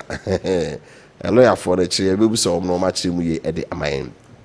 But please tell MPP that after losing power, they are now telling us what MPP stay in opposition and learn and leave NDC to rule. They should keep on biting their fingers. Alex from Akusumo. This one coming from Anas Mamponte Kwabre. The minority group of Parliament should do the needful and stop their arrogant attitude towards the betting. Is it betting or betting? Why in the betting? But I'm just a betting. They should think Ghana first because John Mama is in a hurry to fix the mess that Akufo-Addo's administration created. Whether they like it or not, NDC is still holding a majority. Yes. Or none of the other buyer and so no. Okay. National service personnel posted to district assemblies, hospitals, education, government offices, and other sectors often face challenges. Typically, when service personnel are assigned to these sectors, government workers tend to rely heavily on them, often arriving late or not coming to work at all. As a result, the service personnel are left to handle all the duties, which hinders growth and productivity in these government sectors. Richmond from Kumasi. Watching you live from Dorimon Na Palace, Wa West. We need Deputy Minister for our MP, Honorable Peter Lanchini too. Peter Lanchini too, but I'm for say, Kwame, please stress on why JC students are not being fed. I really don't understand. You can't think far. Good evening, Wofa. In fact, I feel so much disturbed after hearing that this new government wants to suspend training allowance for nurses and teachers. Ghanaians should learn from that and the party they voted for. NDC has won the election with lies. Now it is said in the proverb that you wish for war and now you have it. Is it if you go, I will go with you? I am Samuel Asenso Uredu, Libreville, Gabon. Good evening, Wofa. These NDC people, if we did not take care, try to spoil Ghana. Gabi from Bamboy, please, Mr. Host, tell the trio not to run away from the question. Honorable Haruna said NDC will cancel the allowance period. I'm very happy because that's what they deserve. Okay. Nurses and teachers are ungrateful, so let them take the bitter pill. If you can't afford, just leave the institution. I'm Yeboah from Bebieni. I am disappointed in the NPP rep there. He's very weak to my liking. NPP government paid allowance within 8 years in office. Mahama also promised to continue paying teachers and nurses training allowance. As NPP members, you are sitting down quietly for this NDC small boy throwing that out there without challenging him. And it's that's all. Right. It will be how he communicates. Sulemana Tamale. Good evening, Mr. Host. Is it true that their lecturers want to be recognized and paid research and book allowance because they are also tertiary institutions? So why must we continue to pay their students allowance when our institutions are not paid? Is it fair to Ghanaians? Yes, the lecturers say they are also tertiary, so they should also be paid. NDC and Jadam. Anyway, kudos to Etria. If Dr. Bamia was the problem, why didn't vote for MPP parliamentarians? Yao Jemfi. Ghanaians are watching President Mahama, all that he's doing within his 4 years, from Yao Jemfi on also at the end. Okay, my last message in here now. But hi, my name is Jacob. The teacher training allowance was an initiative to motivate students to enter into teaching profession. But currently, you realize that a lot of students are now showing interest in teaching field that the training colleges could absorb. Cutting the allowance is a way to save costs by the government. Why is it that their college students in the university are not receiving allowances? Okay. Atia, you ever see now you hear another prayer 5 minutes to be. Another prayer someone can. What do you have to say? Of us, I can get time because I bought my 80. Time no tie ntimi sa amobi. Yes, I be fa your time, unya time nkasa o. MP mu otimi gina. Ye boy I better time no so open sa dia. Ye boy o se better time no so. Oh yeah. Say amount what? Okay. Producer ye mo another prayer asem o kan na. Muntio, MPP. Take a listen. Muntio.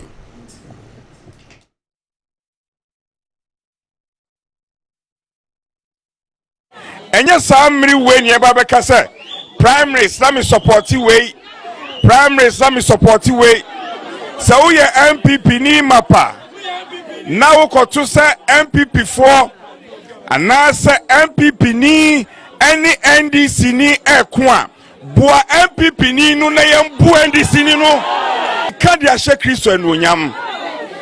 If the NDC led by Mahama Yariga will not be reasonable, no matter say Ablekumanov, based on all the evidence available, Yewinia, no more margin somebody to trust some, they will continue. They are not going to allow the EC to collect. Asunjia dia asunjia mu nyabi wo parliament obiem. Honorable Frank Anodompre, Minority Chief Whip and MP for Somali Drudgery. Etua. Unim say omo I suspend you omo parliament. Vetting no ka nkunya bom no. No ka, yeah. Just said. Maybe you don't expect him to be anko adru no. Penny experience in life. Once na make upon the process say na initially he was choosing his words very carefully. But say you obi a wa fight the wa famu na. If it was an ordinary person, because the struggles they went through, on campus before MPP came to power. Now, if you say party in power, one of your lecturers, Alexander Ayojam, Mula, yeah, Professor Ayojam. The real Mula see brave for you group, Mula to say MP in Amfa. Na party ba power na Mula. Party na mfinu na mula tima na mwa na ya ready say ekanipa ho na mula akaba bia enya ye nim mula during those days on campus ayo for you krom omo ye emre bi omo ye registration na wa ko to aduane na eguka mu no ode ko na eba pa na say recognize nkofo na yentimi nkai say doctor bi wo school mu azen ohisen ya. It's painful, but obi to say Anodompre basa bi ebesi bia oka ho minim why Barbers company on. There be omu yi so leadership of parliament so a MPP for no select no abam. But now some oka any there. Let's condemn it. Na yanzu so because the oka say okoto so obi ni obi kwa but aroyo also oka say yango yes to Christo enimunyam. I mean what kind of offer. Sorry. Like The way I see I had to say quadrum no.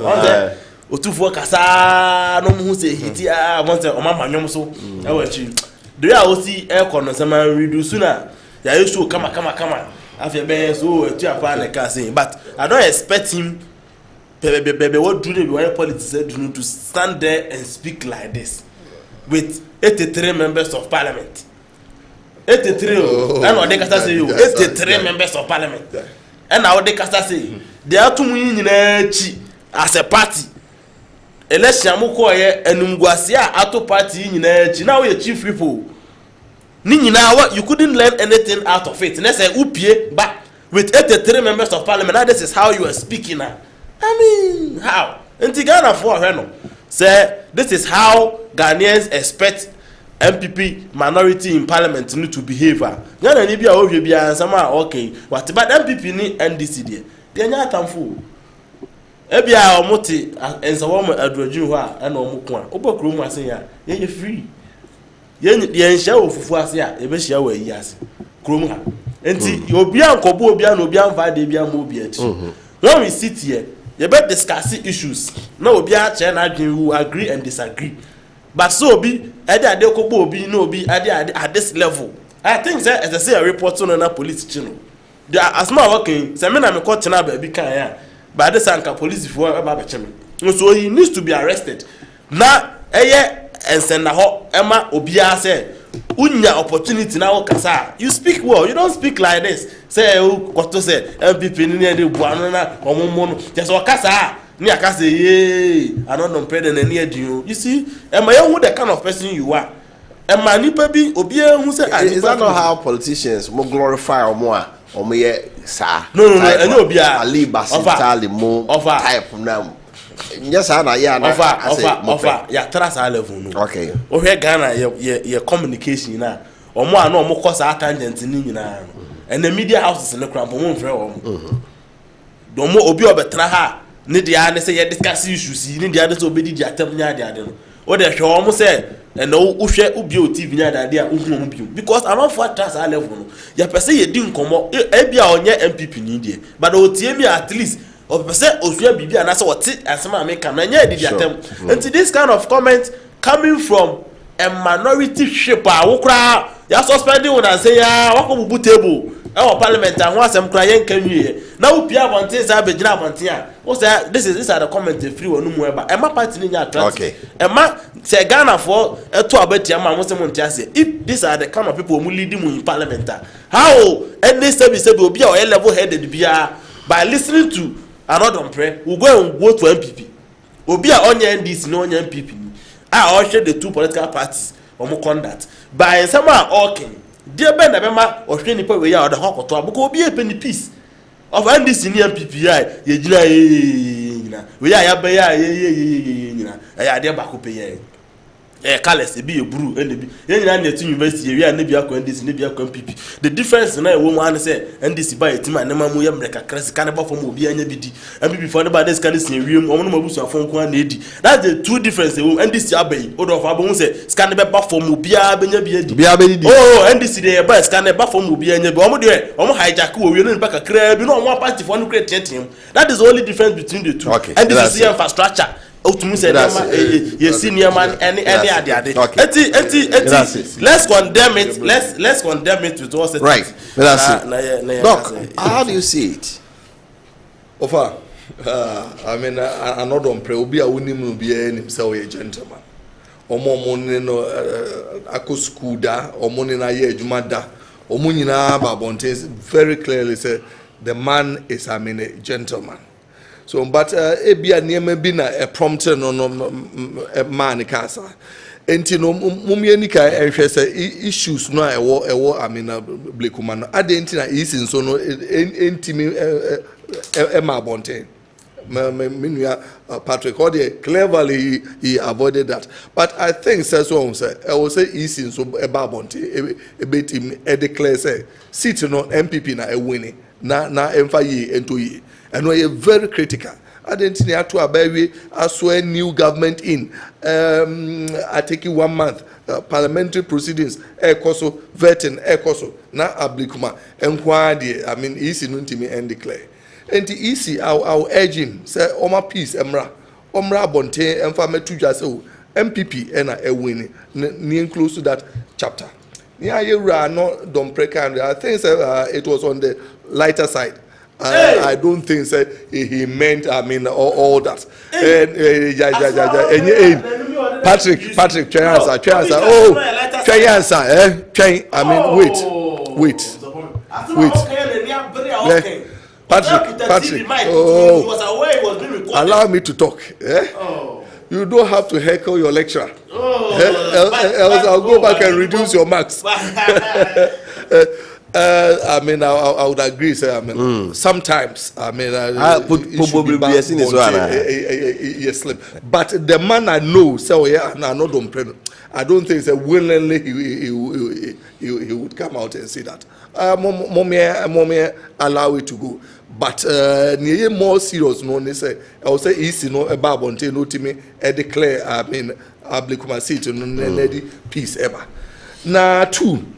There's one issue so I started the violence ever and this for supporters or mukwa bontin say president and nominate or more MP as I mean friend say minister cause chaos be and near me say I think say Ashaman also one of burning ties here and there. I mean it is terrible. It is a offshore violence I mean. Says a president and nominating ministers. No nominating now the news. Why should you burn ties, causing havoc, chaos. Now it be and nearly down. I shall red patch out. There be, I think some more duty some microphone, money on Mukasa. Advise them, say appointment there, a prerogative of the president. Now say unyai and now say unyanya. It's the same party. And the why say no the same party na I say quiet no. I say quiet busu say quiet no. Uje chira because omu say ebi so ba bi didi ejebi ebi be sometimes some party about power now that's all opposition. Yes, but he said it's true. Party or power now to opposition.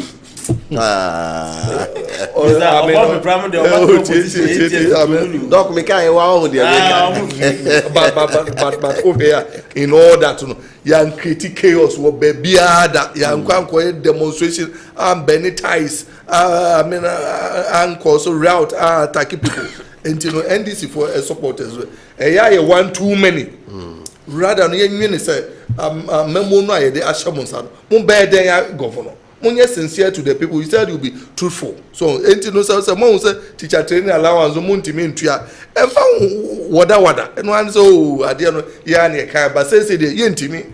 Ye hu the best. But as I would offer as empower 8 years very short. So mo defend no dey far no this year no and no say on who hour on say address but very short. Right. Ade no meye menye enka me pesa me but ehun sika na ehun akade no mentimi enye enti Ghana for emfa ncheme simple as that ni ehun se de bechem na se emfa enchemu na me no o pe amamu papa dia MPP amamu obi abehun so onza NDC sha se kura na weather aye dry aye shia we kura mu na we hu bia enye yi say MPP time na u drifting u ba ha say u enjoy pa nanka kenke u bo be say miensa afi ni atwi ni ye atwa we say kenke da all right muka say ne boy dey be ba for man say ma for right uzafo ya de jwade ne be message be mienu miensa bi so if I were missing in a great sector today, this is what I would do.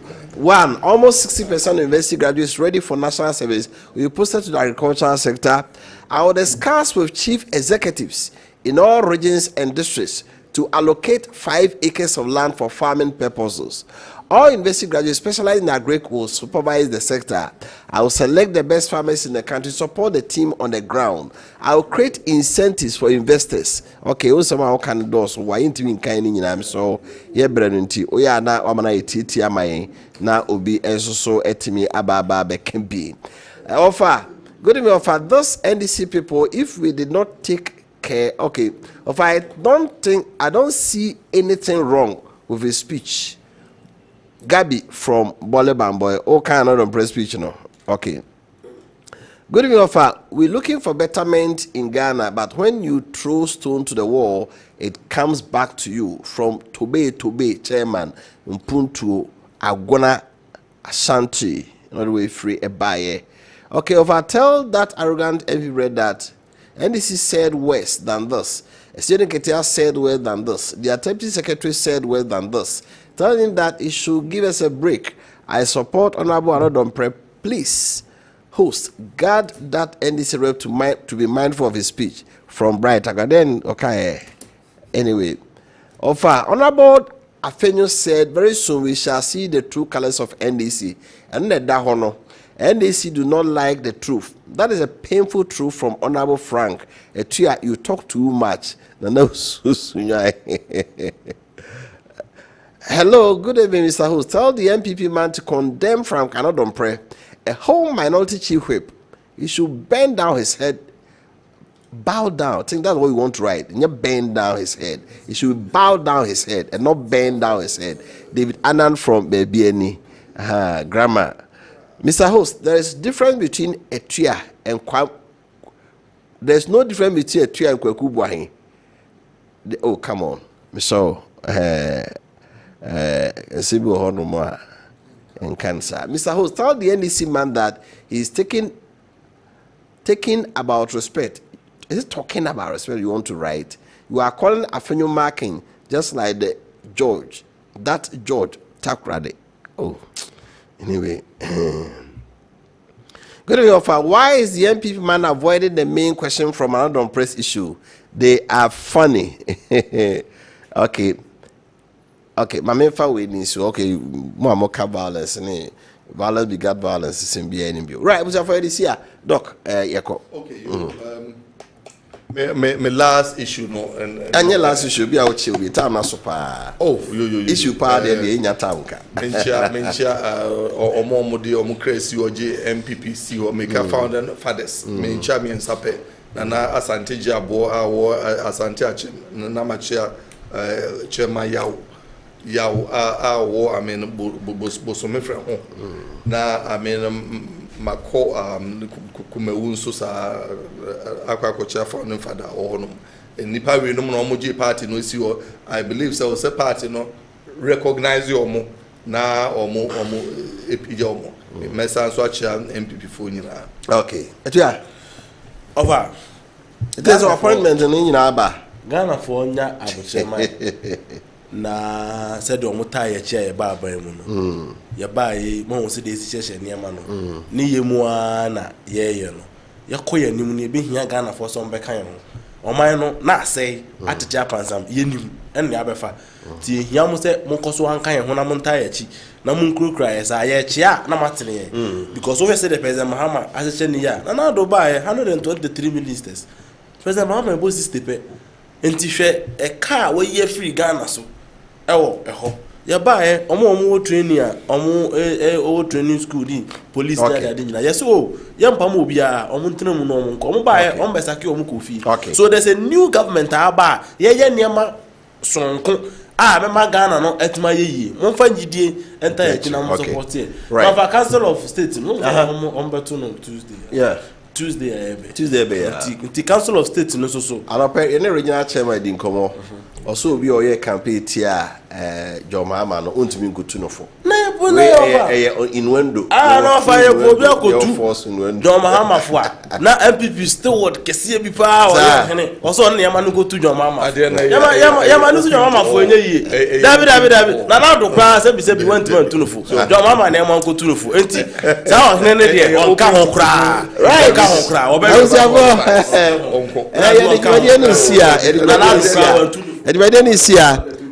so Jamai say why is keeping the resolve of some students. He says why can na kusi say because a court tomorrow ultimately within 1 week some release results. What has happened? Korani be SHS for no monsa come results no you be followed by next week benya the outcome of it. So Jamai mechi our so na mechi Madam Francisca also tie pa na mu fa there to dabehene Santidwaben and I also say oh hey ne enwumre also ye chia onyina Ministerial Kofi Appiah